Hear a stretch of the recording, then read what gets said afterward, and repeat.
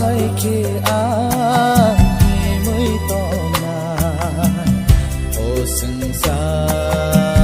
thế to hao ba hai khi lại thana ô thêm lộc mà cúp luôn hao ba hai khi sừng xa thế to hao và hai kẻ lại thana ô thêm lộc mà cúp luôn hao ô sudah anonen itu jadi ô sudah anonen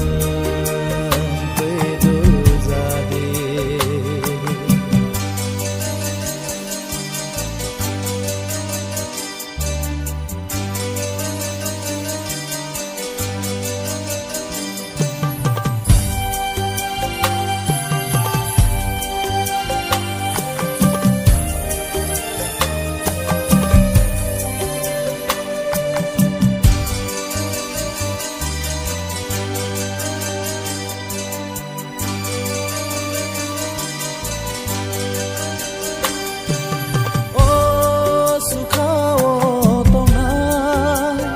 Subrayong kaito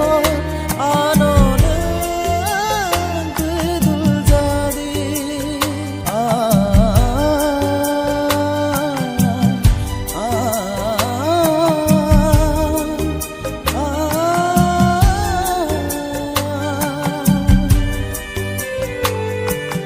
oh sukawo tongai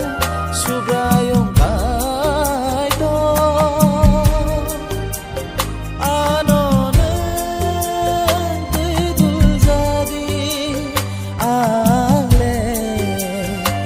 sakebel anonen pandezadi ale besakebel anonen pandezadi bahai ke ai mới to o sừng xa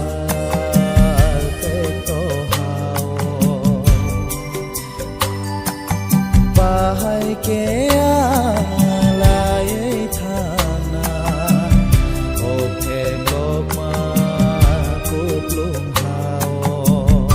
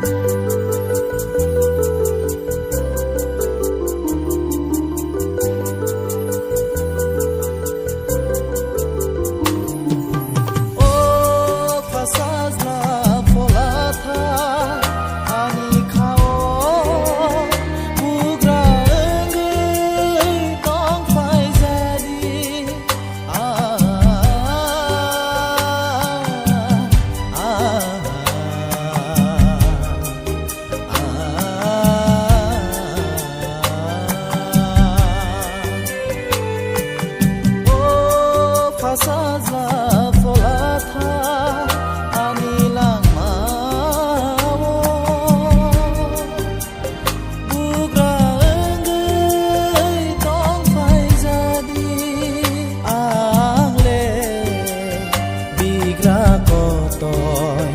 nung siani manuk kotoy ale bigra kotoy nung siani manuk kotoy bahai ke ai mới to o sừng xa te to hao hai kẻ lại thana ô thêm lộc mà zal hao